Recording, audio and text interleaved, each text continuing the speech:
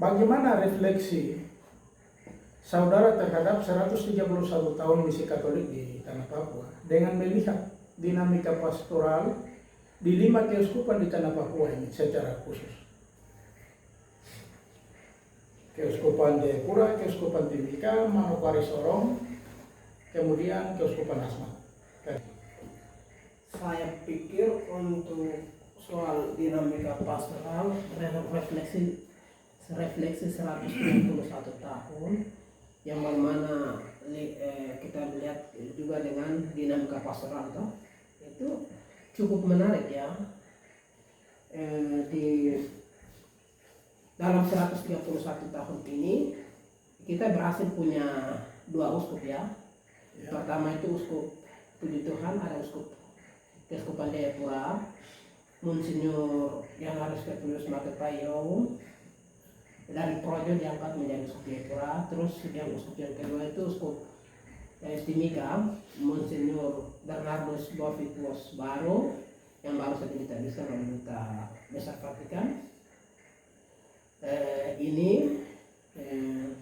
Tapi juga dari perkembangan dinamika ini saya lihat itu ada sekitar menarik, gereja macam semakin berkembang begitu.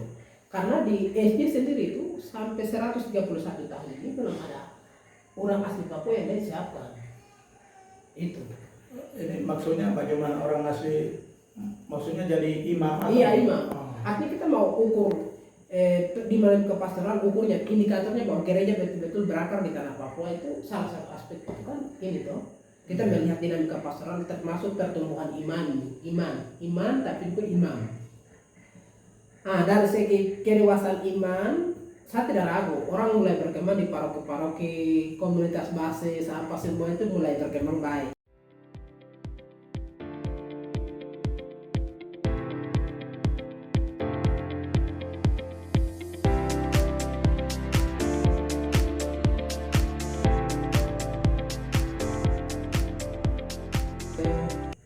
Dia itu banyak mendidik orang, membuka sekolah, melatih orang, menyekolahkan orang itu banyak, tapi itu lebih ke awam begitu.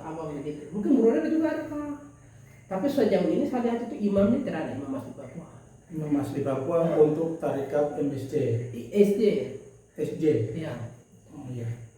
Itu jadi saya lihat satu di situ sampai sekarang itu belum ada. Mungkin dulu kan mereka menempati sejak 1997 98 sudah masuk di wilayah Mepago ya, sekarang bertempat di Nabire. Tapi tidak tahu apakah selama berapa tahun, 20 tahun, 30 tahun mereka siapkan imam atau tidak. MS itu kan begitu, 120 tahun berkarya di Tanah Papua ini, di Merauke. Tapi hanya 7 imam asli Papua saja di sana. Itu pun imam biasa-biasa. S3 sampai ke misalnya kirim ke Roma sana atau apa itu belum ada. Oh ya? Ya, jadi saya tidak tahu apakah selama 20 tahun ini 120 tahun MSC di Papua ini apakah pernah memberikan kesempatan kepada anak-anak asli Papua di Papua Selatan sana atau dimanapun untuk mereka sekolah studi lanjut di luar atau tidak, atau masuk di seminar atau tidak, saya tidak tahu. Tapi sejauh ini hanya 7 orang. 7 pastor asli. Iya. Lalu Fransiskan ada 7 imam asli Papua. OFM 7 ya. Iya. Lalu OSA itu sudah lebih dari 10 orang. Sementara nasib OSC dengan SC ini sama persis. Dua itu tidak SC 131 tahun, MSC 120 tahun, hanya 7 orang. Terus OFM 88 tahun berkarya di Papua, hanya 10 orang. Terus OSA berkarya sekarang sekitar 72 tahun, hanya lebih dari 10 orang, mungkin 12-13 orang. OSC ini tidak ada sama sekali.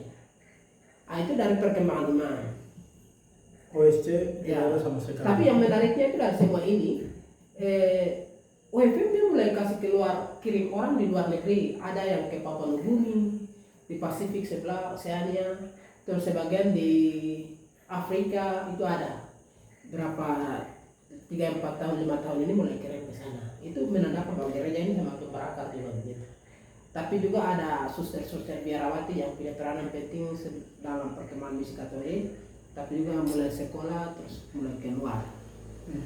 Lalu terkait pertanyaan soal misi Katolik dinamika pastoral yang tadi Pak sampaikan, itu saya lihat itu yang menariknya